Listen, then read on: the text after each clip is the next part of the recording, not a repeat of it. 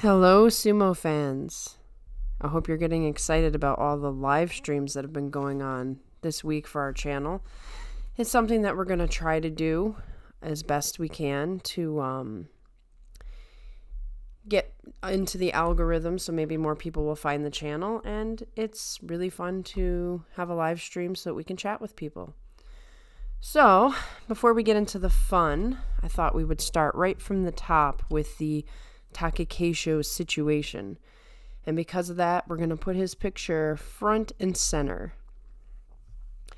So, most people would know in sumo circles what went on the other day, which was Takakeisho pulled a blatant, not a shift to the side, not a fully engaged Tachi. He pulled the most blatant Hanka you could on Hokuto Fuji, and everybody's got something to say about it, so I thought I would come on and weigh in about it, considering that I am a Takakeisho super fan.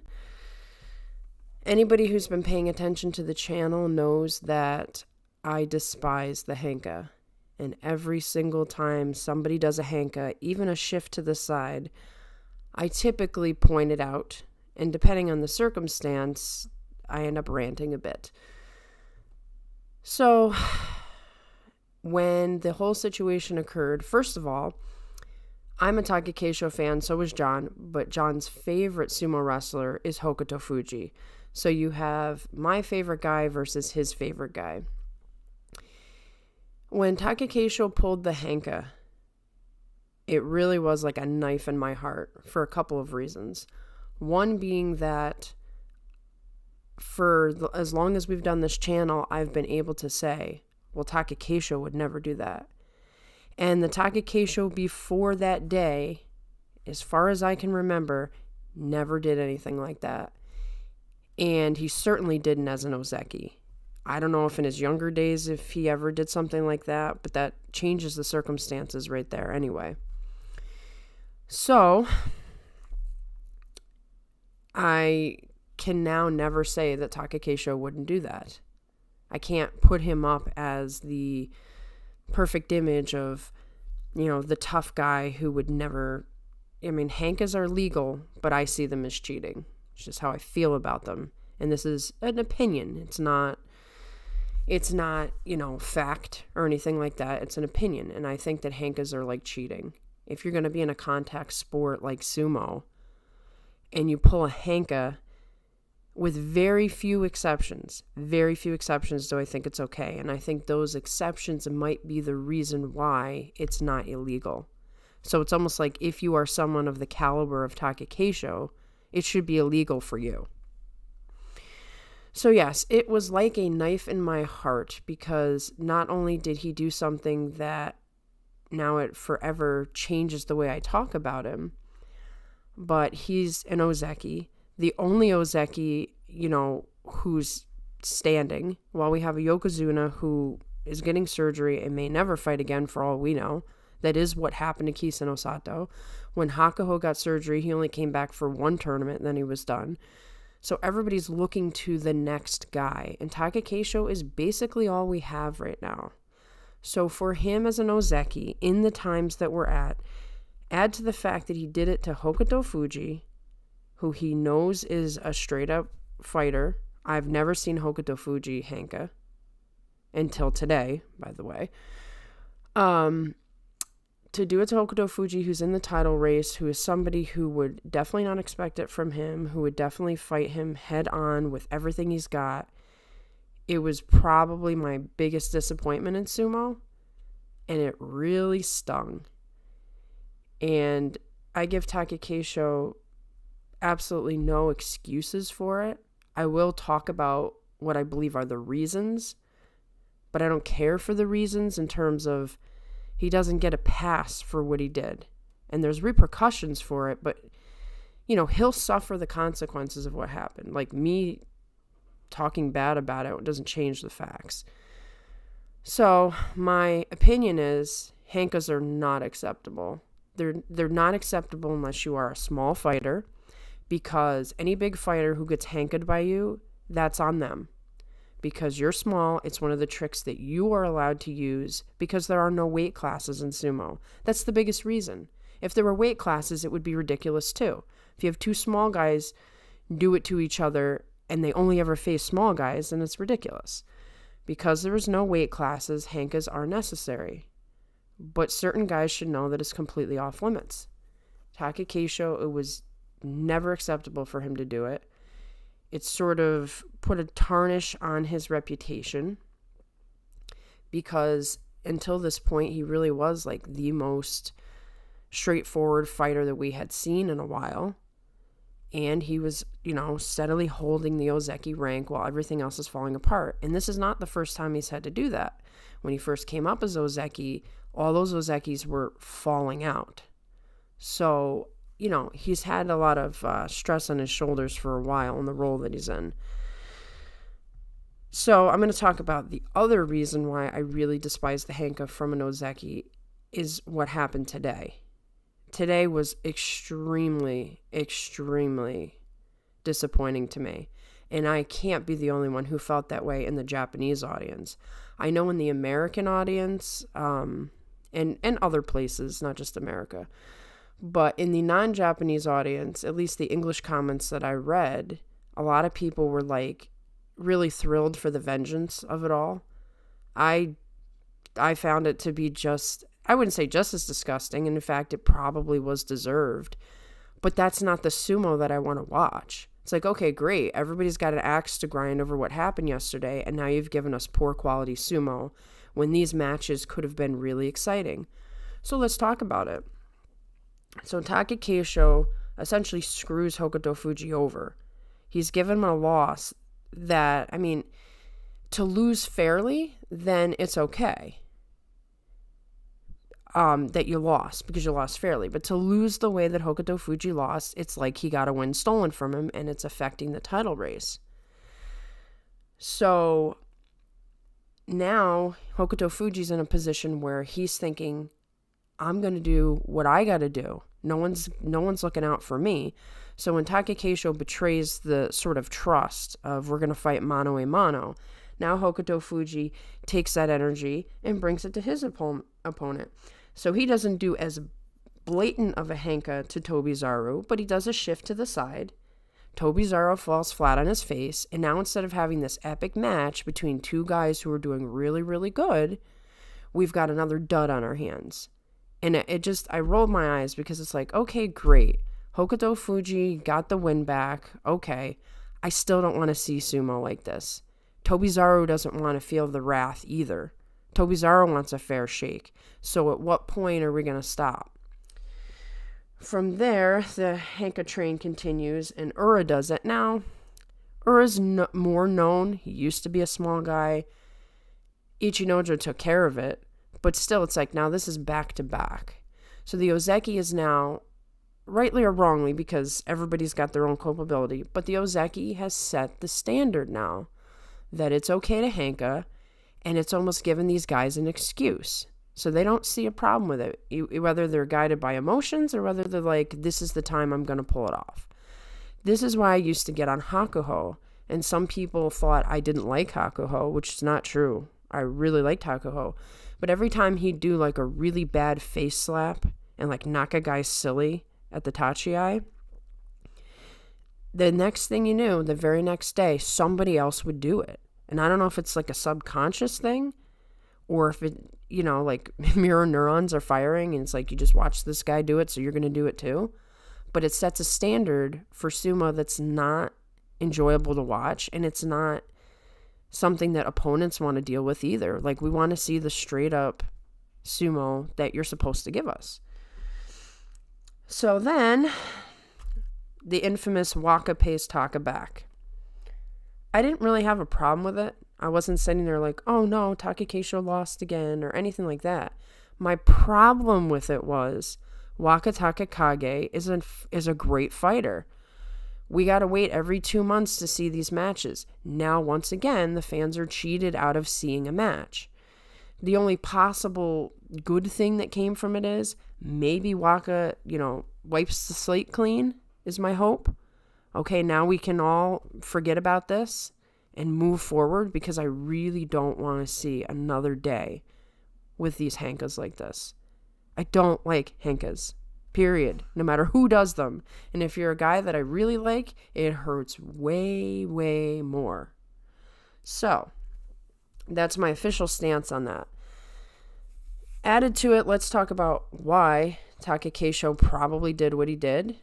And only somebody who actually is a sumo wrestler can really relate. And like, anybody can weigh in on it, but a sumo wrestler's opinion has a lot more weight for me than any of us regular normal people when it comes to this. So Takakeisho is the last man standing. He's definitely injured again. Most certainly. That ankle doesn't look good. He's fallen and hit. He's been pushed back and hit his head twice. So he's probably not in the best shape, and I know his neck is not good. And now you have Shodai and Mitakayumi who are in the tank. Mitakayumi is now going to Sekiwaki.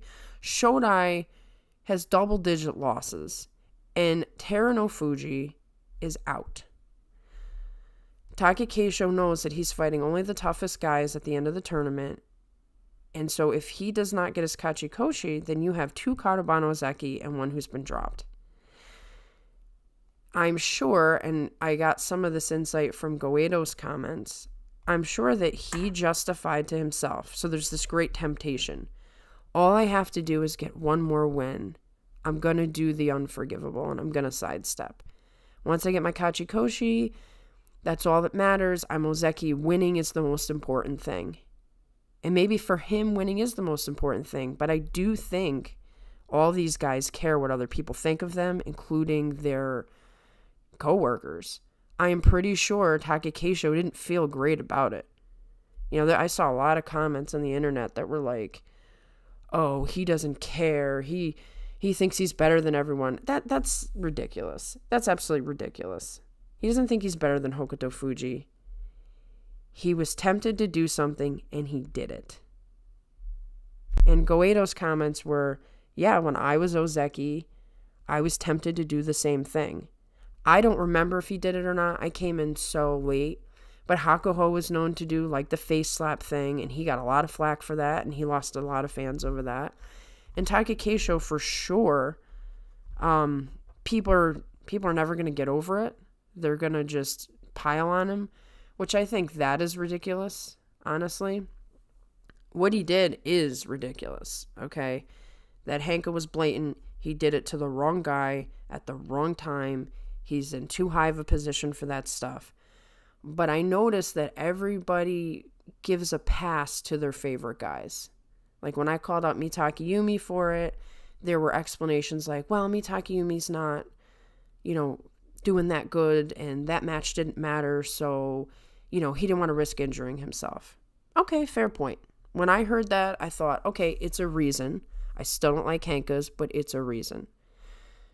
Takakeisho had his reasons, and he is going to pay for it in the court of public opinion. So it's not like he's going to get away with something.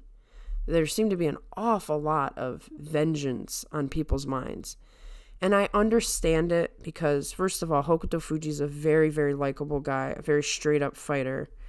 And he was in a position to win his first title. So that's going to bring out the ire in people because they just didn't want that to happen to him. But boy, I hope we're going to move on from this. And it's even taught me something, like if I ever feel tempted to hold on to something that somebody does in the ring, I should not do it. Unless it's a reoccurring thing. Say Takakeisho did this again. Well, maybe then I have to rethink how I feel about him. But I don't think he will. And he's never done it prior to this.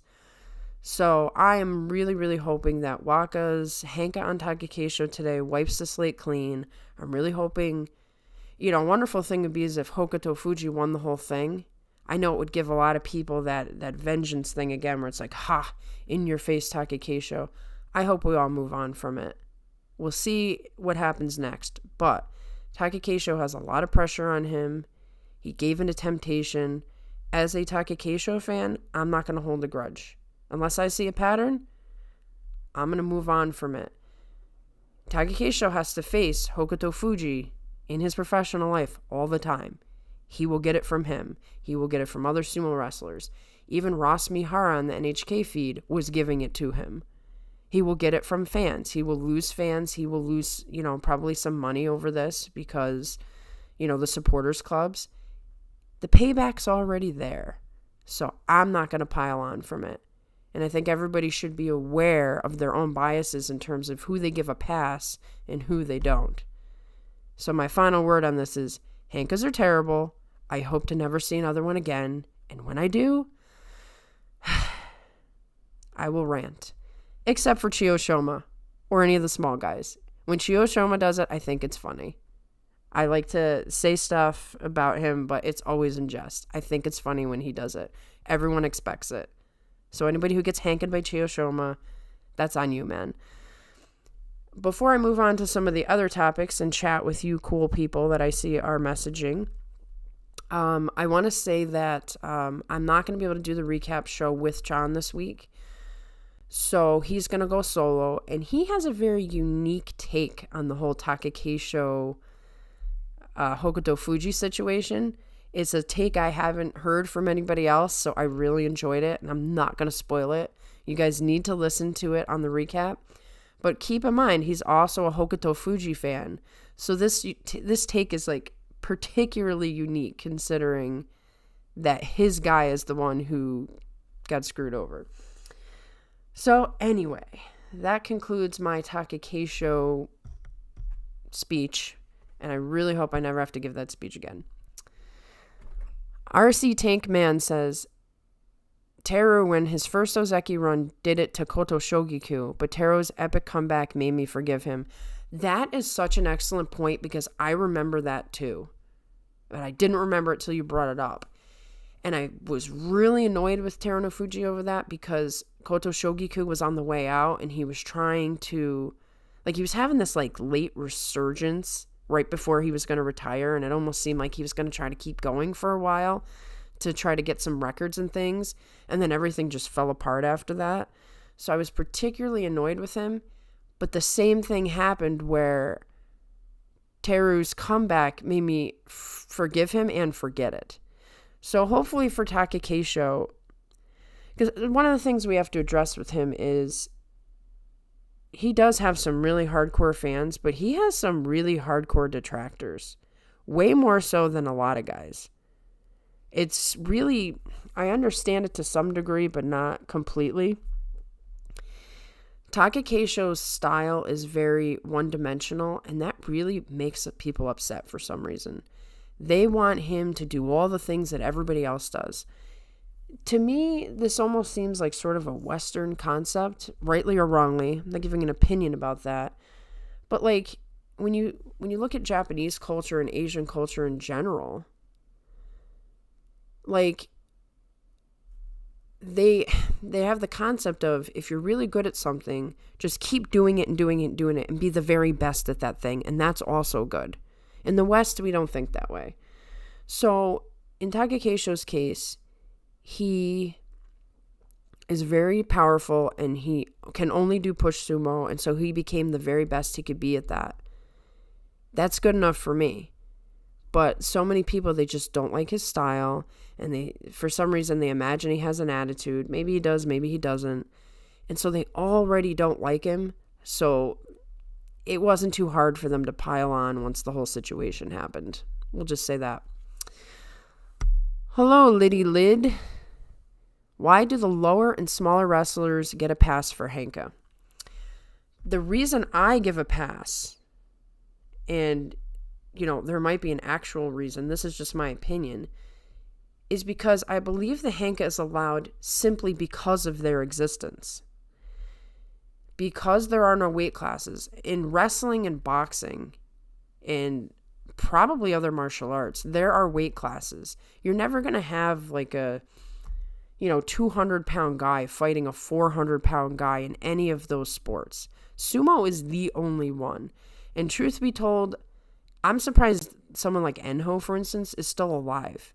You've got a Mack truck of a guy like Ichinojo going to crash into you. You make one little mistake, your career's over, maybe you're dead. And that's not an exaggeration. So my guess is the whole reason a Hanka is legal is because of the smaller guys, because there are no weight classes. The smaller guys have got to have an extra tool. Otherwise, you can't have these small guys fighting these big guys. So that's the reason I give a pass, but there's a second part to it. When a big guy sees a small guy, he already has it in his head that this small guy is capable of a Hanka because he doesn't want to fight me head on. When someone like Hokuto Fuji and Takakeisho are fighting each other, and they've had many epic bouts where they have like bloodied each other and everything, it's not expected, and it's the unexpectedness that really makes it a problem. It's like sucker punching somebody. That's what a Hanka is. Yeah, I think Hankas only make sense for smaller guys. Whenever a bigger guy does it, it just disgusts me. It was no different with Takakeisho. It was probably worse for me because I love Takakeisho. I admire him, and that's all has to do with finding out all of his background story, which a lot of people don't know. So they don't look at him as like the guy. They just look at his fighting style, and that's how they're going to judge him on everything. I couldn't help but really like the guy that I heard about. So I can't just dismiss him whether his sumo isn't the best sumo or not. So yeah, when a big guy does it, not only do I dislike it, but I think it looks stupid. When a little guy does it, it makes a lot of sense. It's like, of course he would do that. Why wouldn't he do that? So that's sort of my explanation for the Hanka. There might be an official explanation. I don't know. But that's my explanation anyway. Yes, I am very glad Enho is still alive. But there have been so many times where his poor little body was bent into positions it shouldn't be in. And I thought, wow, he's going to have like a snapped leg. And somehow he just sort of bounces right back out of it. So, yeah, Enho should be allowed to Hanka if he wants to. Getting past this, controversy and stress, let's talk a little bit about today's events. I want to talk a little bit about small man sumo since we're talking about that with Hanka. I would say that today inexperience really hurt Nishiki Fuji with Tamawashi. I think Nishiki Fuji just didn't know what to do, and his plan was, I'm going to go low. But the way Tamawashi handled him was like they were in a training session. You know how they like hold on to the back of the neck and they push him and then the guy's supposed to like walk? He just basically used a training technique to put Nishiki Fuji down. So it shows you that he's just so green. He needs more time. But hey, he's been pretty impressive. I would love to see where he's going. And then Midori Fuji, he's flailing. But I actually think he's doing way better than I expected, being catapulted all the way up to Maegashira 1 like that. So the future for small man sumo might be very positive. And then let's talk about the situation with who's going to win. We got Tamawashi at the top with 11 wins. We have Takayasu and Hokuto Fuji tied with 10. And then we have 4 men with 9. We got Wakataka Kage, Tobizaru, Nishiki Fuji, and Ryuden. So let me just cross Ryuden off the list right away. Maybe that's wrong of me. But I think it's just where he is in the Banzuke is the reason he's in this conversation. So let's just, I don't think Nishiki Fuji's going to do it. He's too green. Tobizaru has a very outside chance. It'd be interesting to see if he's affected by, getting Hanka himself or shift to the side. It's still a Hanka to me. And then Wakataka Kage, who, he went in and he did what he had to do against Takakeisho. So let's move on from that and see what he can do in a real match. I would have loved to see him take him on head on. It's like, whatever. I don't care as much about Takakeisho losing as much as me being robbed out of seeing a good match. But hey, everybody's looking for different things. Now, what's very interesting is the 3 at the top. Takayasu, Hokuto Fuji, Tamawashi, they all have a story about why they want to win this match or this championship. Tamawashi, really got screwed with the COVID rules and lost his Ironman record. He's just out to prove something. I mean, he just looks so fired up, like he's going to just show everybody who he is and forget what happened last tournament. He's going to bring home something that makes him feel good. Then we have Takayasu and Hokuto Fuji. In some ways, I wonder, and we're going to find out when this whole thing ends, there is this slight possibility that Takakeisho's Hanka on Hokuto Fuji actually works to his benefit, because before that match, Hokuto Fuji lost and he was looking a little down, almost like, oh no, can I do this? And when Takakeisho did what he did, it fired him up in a way that I've never seen him. So maybe he can sort of harness this angry revenge Hokuto Fuji and just, he's only got to do it for 3 days. Maybe he can harness this power and win out. It certainly would be interesting. And then we have Takayasu, whom we speak about all the time. And Takayasu has a lot of demons to, he's got to exercise the demons. He works best when he's the underdog. Whenever he's at the top is when the choking happens. So it's best for him, perhaps, if he can just keep at the 10 and Tamawashi loses, and then we're at the end with a playoff. However, that might be way too hard. That might be way more pressure than he can handle. I don't know. But it seems like Takayasu is best suited to be the underdog for him to actually succeed. Wakataka Kage, he really needs to step up his game because he is Sekiwake. He has a chance to crush all the Maegashira guys' dreams and be the Sekiwake he's supposed to be, and maybe make everybody else happy that there is this up-and-coming guy. I think the fans, I think the Sumo Association, I think everybody needs Wakataka Kage to really step up now because of the state of the Ozeki, the state of the Yokozuna. He's really the guy that, and maybe even Takayasu, although Takayasu's at the end. Takayasu's a former Ozeki. So one of these guys could really lift people's spirits. Lady Lid says, Ura tried to Hanka Ichinojo, but he was moving too slowly to Hanka. That was hilarious. When Ura did it, and I'm like, what are you going to do now? Now there's this huge separation, and then Ichinojo just sort of lumbered over and just, you're out. So I guess don't try to Hanka Ichinojo. You should only do it to someone who's going to charge really fast. And then Hokuto Fuji equals hard work, self-belief, and sumo spirit. Hokuto Fuji is one of those guys who's just, that's him. He's always giving you the best match you can get. He's always, a hard worker, a straight up guy. He's ready for a fight. He bleeds on the ring and comes back the next day. It would be a beautiful, wonderful thing to see him win a Yusho.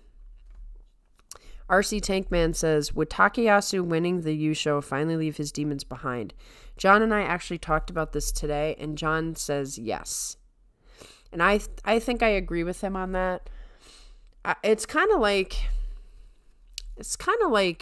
being unemployed, and you send out 1 million job applications, and 59, or let's say you send out 100 applications, and 99 of those jobs reject you, and some of them you were really close to getting, or you thought this was it, and then you get your rejection, and it's I can't keep doing this. But then you get the 100th job. No one remembers all the times you didn't do it. They only remember the time you did. So I picture Takayasu at the end of his career, especially when we got to see all of these retirement ceremonies. I picture Takayasu standing up giving his speech, and is he going to be able to say, I won, I was an Ozeki. No one's going to remember that he wasn't always an Ozeki. I was an Ozeki, I won a Yusho. He can list these accomplishments. Or is he going to be the guy who's up there apologizing, saying, I'm really sorry, I never won a Yusho. I don't want that for him. So this is a really tough situation as far as who I want to pick. Tamawashi is a hard worker, the Iron Man of sumo. He's worked hard. He deserves this. Takayasu, I really want to see him put the demons behind him. And, like, I think we would see probably the most epic reaction if he finally won. Like, I just think, like, the place would explode. And then Hokuto Fuji, adding this Takakeisho thing to it, I think you would get a grand celebration for Hokuto Fuji. I think a lot of people are rooting for him now. I think he's going to pick up a lot of fans after this. And if he wins, wow, watch out. That will be amazing. Wakataka Kage, I'm always rooting for him because we really need the young guys to do what they need to do, because we need more Ozeki. We need a future Yokozuna. We need Waka to step it up. So, this is where we're at. I don't want to say too much about the state of sumo because John wants to go into that in the recap, but it's very, very uncertain times. And I came into sumo at the end of the last era where there were 4 Yokozuna when I started. In the very first tournament I started in the very next tournament, there were 3. And one of them was Kisano Sato. And then I waited the whole time, and then Kisano Sato it didn't work out. And then we got the surprise Kakuryu retirement. And then we're just holding on for Hakuho. And now I'm in this state of, wow, are we ever going to see what used to be? I don't know. I really don't know. If we do, it might take 10 years. We might be in the craziest period of sumo history. And why not after one of the craziest periods of time the last 2 years? So that's kind of where we're at. Before I go anywhere, if anybody wants to throw in their take on A, who they want to win, and B, who they think will win if that's a different person. I'd really like to hear what you guys have to say.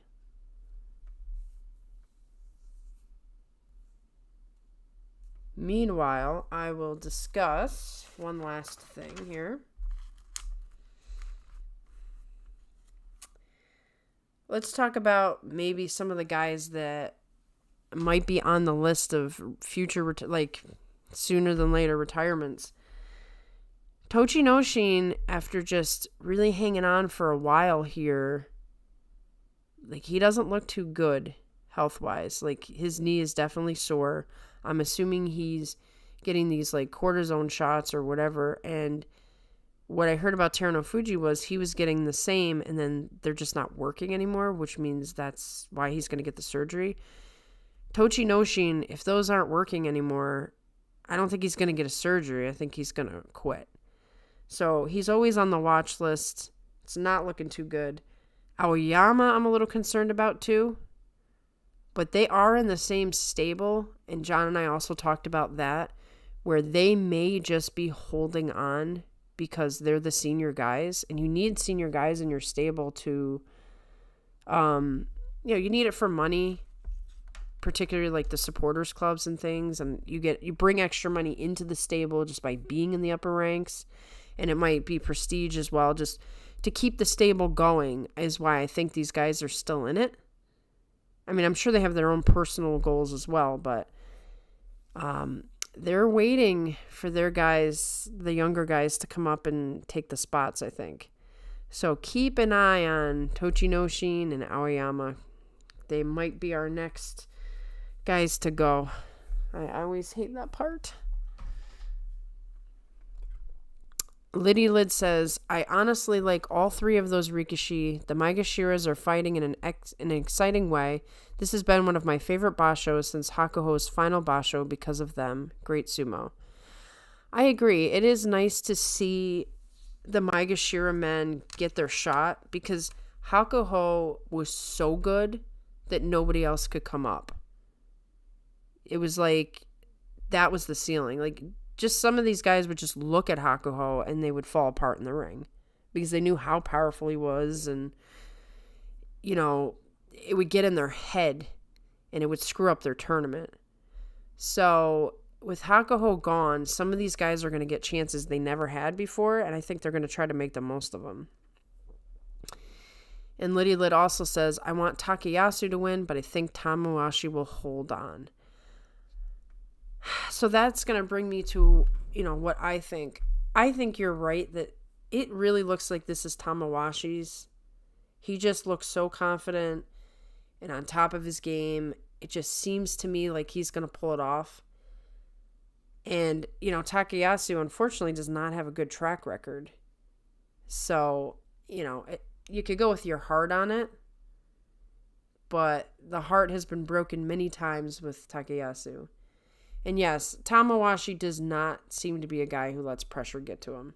That's why he's been so successful. He's calm, cool, collected. He knows all the tricks. He's been in this for a long time. He's been able to keep himself healthy, which is, how you have Ironman records. It's because you're a guy who keeps it simple and you're not frantic, so you're less likely to get those frantic injuries. So it seems like now that he's in the lead and he already has experience winning a championship, I don't see anybody beating him. If somebody beats him, it's either going to be because they want it way more or there's going to be some fluky thing that happens. Better not be no Hankas. Wow. If somebody pulls one of those things at the end of this tournament, people aren't coming back to sumo. So, yeah, we're going to have to see. It's going to be a wild finish in my mind. And if I can, I'll come back and I'll do another live stream tomorrow night. It's just I'm just trying it now to see if I can fit it in.